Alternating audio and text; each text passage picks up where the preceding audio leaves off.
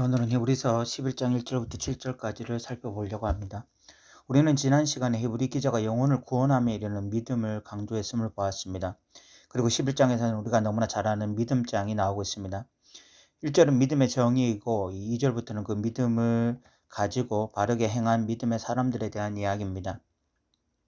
오늘은 1절부터 7절까지만 살피고자 하는데 그 이유가 본 단락이 이 장의 서두격에 해당되기 때문에 그렇습니다. 먼저 읽어보겠습니다. 1절을 믿음은 바라는 것들의 실상이요 보지 못하는 것들의 증거니 라고 말씀하고 있습니다. 여기서 믿음은 바라는 것들의 실상이라고 말을 하는데 실상이라는 말의 원어는 실체라는 말입니다. 믿음은 어떤 실체를 소망하면서 바라보는 것이죠. 하나님의 약속들, 구원, 하나님 나라 이 모든 것들을 우리는 바라보면서 소망합니다. 그런데 그런 것들은 당장 손에 만질 수도 없고 느낄 수도 없습니다. 그런데 믿음이라는 것이 이렇게 바라볼 수밖에 없는 실체, 그래서 너무나 막연하게 보이고 추상적으로 보이는 그 실체들을 진짜 실체임을 확신시켜주고 느끼게 하고 맛보게 해주는 것입니다. 또한 믿음은 보이지 않는 것들의 증거라고 말씀합니다. 여기서 증거라는 것은 입증이라는 말입니다. 우리가 무엇을 입증하려면 증거가 있어야 됩니다. 그런데 우리의 입증은 믿음입니다. 논리나 과학, 이성으로 우리는 보이지 않는 것들을 입증하는 것이 아니라 우리의 믿음으로 입증하는 것입니다. 이것이 믿음에 대한 정의입니다. 이 믿음에 대한 정의가 2절부터 시작된 믿음의 길을 걸어간 자들의 삶의 모습을 통해서 고스란히 드러납니다. 그들은 바라는 것들을 마치 지금 손에 실체로 잡고 있는 것처럼 살았고 또한 보이지 않는 것들을 믿음으로 입증하며 살았기 때문에 그런 것이죠. 2절을 읽어보겠습니다. 선진들이 이로써 증거를 얻었느니라 라고 말씀하고 있습니다. 여기 선진들도 이로써 증거를 얻었다라고 말씀하는데 여기서 증거란 인정을 받았다라는 말입니다. 조상들은 하나님께 이런 믿음을 가지고 그에 맞는 믿음의 길을 걸어감으로써 인정을 받은 것입니다. 여기에 우리가 꼭 기억해야 될 것이 있습니다. 이들이 인정을 받았다는 것은 단지 믿습니다 라고 말하는 감정적 동의 때문에 인정을 받은 것이 아니라 일적에서 말하는 믿음의 정의, 곧 바라는 것을 실제로 확신하며 소망으로 살아가고 보이지 않는 것들을 믿음으로 입증하며 살아간 자들이기 때문에 인정을 받은 것입니다. 그러니까 히브리서에서 말하는 믿음은 동의나 감정적 뜨거움 정도가 아니라 살아서 꿈틀꿈틀 대는 믿음이고 그 믿음 때문에 자신의 인생을 하나님께 던지고 살았던 자들의 이야기인 것입니다. 그래서 하나님께 인정을 받은 것이죠. 3절에서는 창조를 믿는 자들의 이야기입니다. 읽어보겠습니다.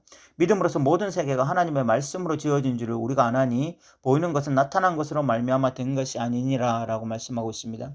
믿음으로 모든 세계가 하나님의 말씀으로 지어진 줄을 안다고 말씀합니다. 그런데 창조를 본 사람이 어디에 있습니까? 모세가 창세기를 썼는데 모세는 기원전 3500년 전 사람입니다. 그 모세가 천지 창조를 본 것도 아닌데 어떻게 천지 창조에 대해서 자세히 기록할 수 있었겠습니까? 또 그 머리가 똑똑한 천문학자들은 대부분이 우주의 기원을 빅뱅 이론에 두고 있습니다. 우리가 어떻게 하나님의 천지 창조에 대해서 마땅히 증명할 수 있는 것도 없습니다.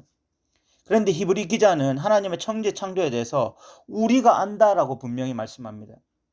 그이는 보이는 것은 나타난 것으로 말미암아 된 것이 아니니라고 말씀하고 있습니다. 다시 말해서 천지 창조에 대해서는 인간이 가진 이성과 논리, 눈에 보이는 현상만으로 볼 수 있는 것이 아니라는 것입니다.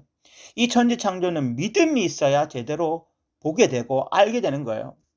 실질적으로 여러분들이 믿음을 가지게 되었을 때 제일 먼저 확신하게 된 것이 두 가지가 있었을 것이라 생각합니다. 하나가 예수 그리스도의 죽음과 부활이었고 또 하나가 하나님의 천지 창조였을 거예요. 그렇게 천지 창조를 분명히 믿게 될 수 있었던 것은 보이는 것 때문에 아니라 보이지 않는 이 믿음 때문이었던 거죠. 4절부터는 이제 믿음의 사람들을 열거합니다.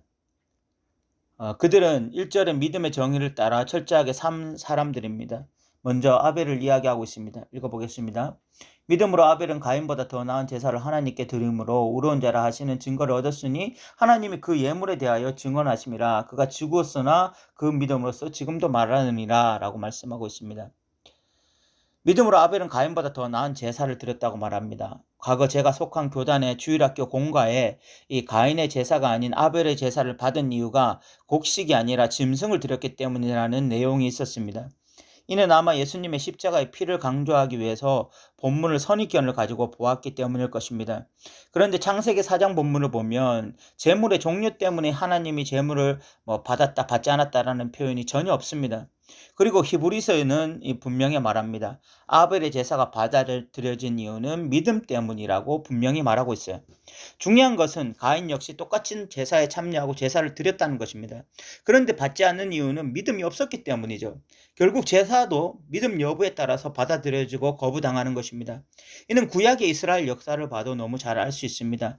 이사야에 보면 하나님은 그들의 예배를 단호히 거부하시는데 그 이유는 재물이 풍성하지 않았기 때문이 아니라 드린 시간이 부족해서가 아니라 믿음 때문이었습니다. 오늘날 우리 역시 진정한 예배자가 되기를 원한다면 무엇보다 먼저 믿음의 사람이 되어야 되는 거죠.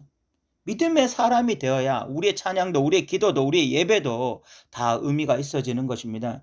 5절에서는 이 에녹에 대해서 말씀하고 있습니다. 읽어보겠습니다. 믿음으로 에녹은 죽음을 보지 않고 옮겨졌으니 하나님이 그를 옮기심으로 다시 보이지 아니하셨느니라. 그가 옮겨지기 전에 하나님을 기쁘시게 하는 자라 하는 증거를 받았느니라 라고 말씀하고 있습니다. 에녹은 죽음을 보지 않고 죽은 2명 중 1명입니다. 또 한 사람은 엘리야죠. 에녹의 가장 큰 특징은 하나님을 기쁘시게 하는 자였다는 것입니다. 그가 어떻게 하나님을 기쁘시게 했을까요? 믿음의 길을 걸었기 때문입니다. 믿음으로 하나님과 인격적으로 교제하고 동행했기 때문에 하나님을 기쁘시게 한 것이죠. 그러나 우리가 여기서 착각하지 말아야 될 것이 하나 있습니다. 에녹이 하나님과 동행했다고 말할 때 우리는 에녹이 영적인 눈으로 늘 하나님 바라보고 하나님을 마치 옆 사람과 대화하듯이 대화했을 것이라고 생각하기 쉽습니다. 그런데 그 역시 육신을 입은 이 땅의 사람이었어요. 그 역시 우리처럼 영적인 것보다는 육적인 것이 훨씬 더 잘 보이고 느껴지는 사람일 수밖에 없었습니다.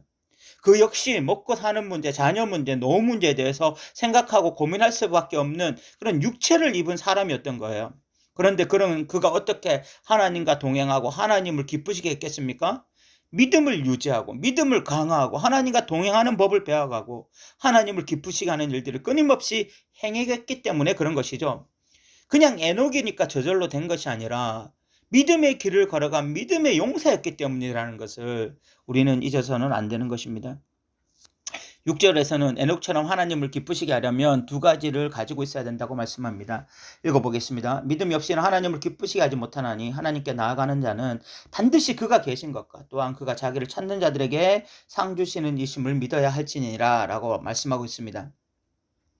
하나님을 기쁘시게 하기 위해서는 첫 번째로 반드시 하나님이 계신 것을 믿어야 하고 두 번째로는 그가 자기를 찾는 자들에게 상 주시는 이심을 믿어야 한다고 말씀합니다.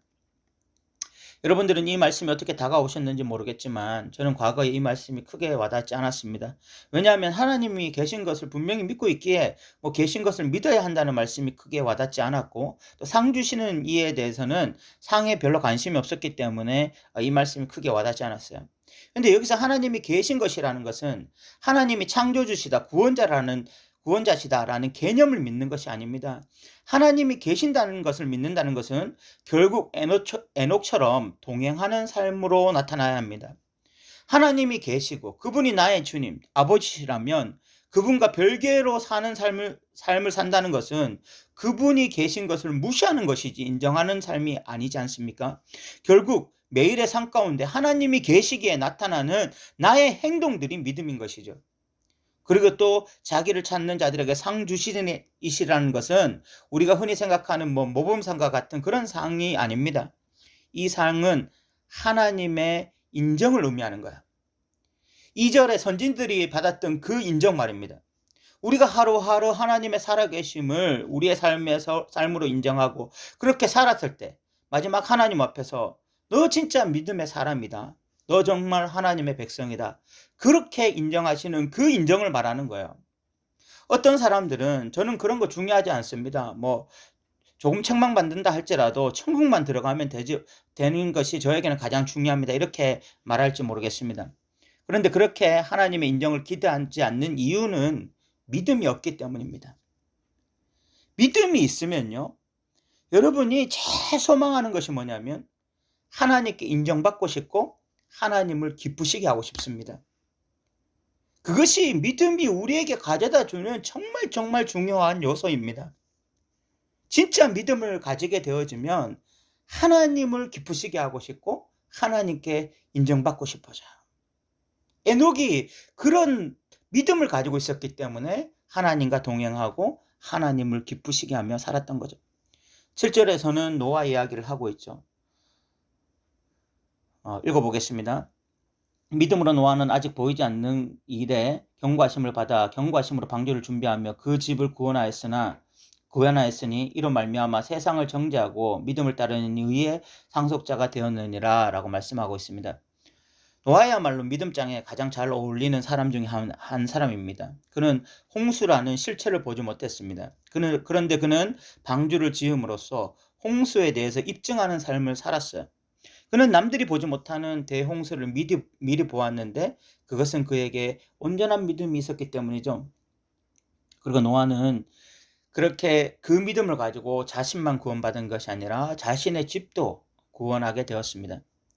이제 말씀을 마무리하고자 합니다. 믿음은 바라는 것들의 실체이고 보지 못하는 것들을 입증하는 도구입니다. 우리의 신앙 선배들은 그런 삶으로 하나님께 다 인정받았습니다. 아벨, 에녹, 노아 다 그런 삶을 살았기 때문에 하나님께 기쁨이 된 거예요. 여기에는 추상적인 믿음이 단 한 명도 없습니다. 그들은 추상적인 믿음을 구체적인 순종으로 입증하며 살았던 사람들입니다. 그러므로 우리 역시 추상적인 믿음을 구체적인 순종으로 입증하며 살아야 합니다. 믿음은 바라는 것들의 실상이고 보지 못하는 것들의 증거라는 이 말씀 붙잡고 그렇게 살아야 되는 거죠.